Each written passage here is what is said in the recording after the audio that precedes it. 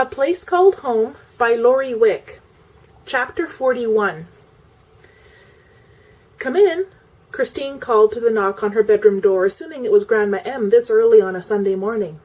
"Oh, Mark, it's you." Christine sent up a quick prayer of thanks that she was dressed. Mark came into the room and saw that his brother's suspicions had been right. Christine was ready for church. He also wondered absently how Christine was able to tell him and Luke apart, no matter what they were wearing. "I'm on a mission for my brother," Mark said. Christine laughed, feeling quite certain she knew what that mission was. "Why don't you tell me about it over a cup of coffee?" "Lead the way," Mark said as he gestured gallantly toward the door. "So," Christine said after she had put the coffee on, "what's up? I assume when you say brother, you're referring to Luke?" "Correct. Luke wants me to make sure you are well enough to be out today, and if not, to make you go back to bed." Again Christine laughed. "What would you like to know? My throat feels fine. My eyes and nose no longer burn. My leg is still tender, and I think the skin is going to peel. I must admit I tire easily, but I just rest when I feel the need. Other than the fact that the animals are not here to feed, it's almost as if the fire never happened." Christine shrugged and moved to get the coffee. Mark watched as she poured 2 cups. Yes, he thought, she's ready to be out again. Unbidden, another thought followed. It's easier to keep her safe if she stays in. "Mark, if that look on your face means you're about to tell me to go back to bed, then I best warn you, you'll have a fight on your hands." Mark looked up to see that Christine had put the coffee pot back on the stove. Her hands were planted on her hips, her chin was thrust out, and she was ready for a battle. Mark could not keep the smile from his face. "Luke, my dear brother," he thought to himself, "you have met your match." Christine's battle stance turned to confusion upon seeing that smile. She watched as Mark drained his coffee cup, amazed that he could drink it so hot. Standing, he said, "I'll see you in church, Christine," and then he was out the door. "And men think women are hard to explain," Christine said to a supposedly empty room some minutes later. "Oh, there's no hope for you, Christine, if you're talking to yourself at 19. What are you going to be doing at my age?" The women shared a good laugh, and Christine explained Mark's visit, none of which was news to Grandma M. She didn't miss much of the goings-on in her family. The women took some time to pray and share a verse before starting breakfast. Christine had begun to memorize scripture.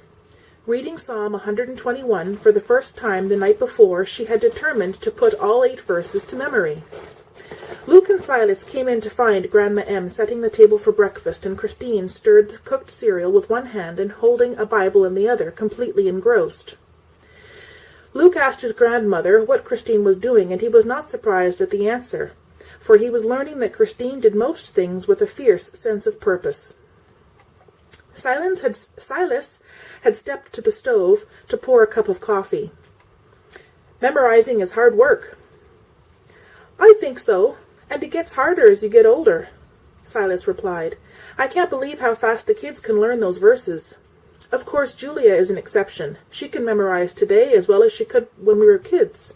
She used to beat the pants off us boys. Maybe it was the Lord's way of making her extra special. Being raised with 3 older brothers who were always a little faster and stronger has a way of encouraging a girl. Even when she stopped competing with us and began to grow up, we teased her for putting her hair up or for wearing ribbons. Not until she turned 15 and fell so hard for Mac did we have any compassion." Luke came out to the kitchen, and he and Christine exchanged a smile before Christine turned back to Silas. "Were you really compassionate toward her?" "I don't think we ever said anything to her, but I sure remember the day after she told Mac she couldn't see him again. All the sparkle went out of her." Luke joined the conversation at this point.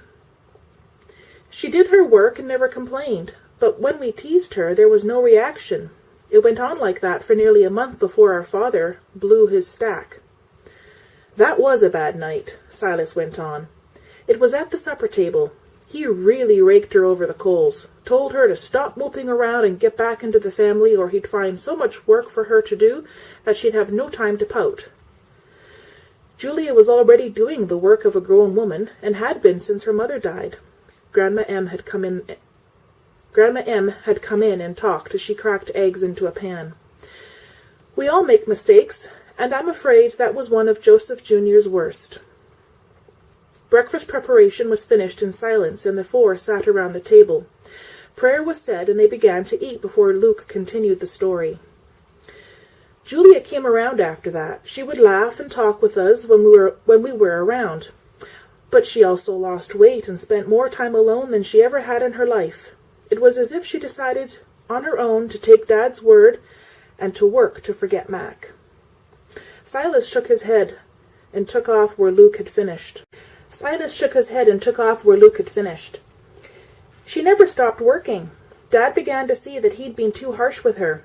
Then she got sick. She was down to skin and bones and collapsed one day in the kitchen. Paul found her and came for us in the stable. She burned up with fever for 3 days. It was during this time that we found out just how painful it had been to tell Mac she couldn't see him. She kept saying, "I'm sorry, Mac, I had to obey my father. I don't think I'm too good for you. I love you, but I have to obey my father. Please, God, please save Mac and help him understand." It never came out all at one time, but she would cry and talk. Paul never left her side, and he heard most of it. Paul became Julia's champion. He told all of us, including our father, that we'd been unfair and that we owed her an apology and some help with all the work around the house. He cried, didn't he, Luke? And he told the family that if things didn't change, he and Julia were going to move into town to Grandpa's. He was so upset after his speech that he wouldn't even speak with us. It was time to do the dishes, or they would be late for church. As they worked, Luke finished the story. It took Julia some time to get back on her feet. While she convalesced, Silas did most of the housework, and we helped. He became a very good cook, by the way. Anyhow, after Julia was up and about, we all apologized to her and promised to help her with her work. We also began to pray daily as a family for Mac's salvation. Having us behind her turned Julia around. She became her old self again, and it wasn't long afterward that Mac came to church. He began to eat Sunday dinner with us, and one day Paul led him to the Lord. Now, 8 years of marriage later and 2 little boys down the road, it's just like Silas said. She can still memorize with the best of them. Christine was amazed at Julia's story. Julia had said that things had been hard, but she had never once hinted at the real pain she had experienced. These thoughts stayed with Christine until the 4 of them bundled into the wagon and headed for church. The proximity of Luke on the rear seat with her drove away all thought of Julia as Christine reached between them to steady herself on the seat. Luke took her hand, holding it all the way to church.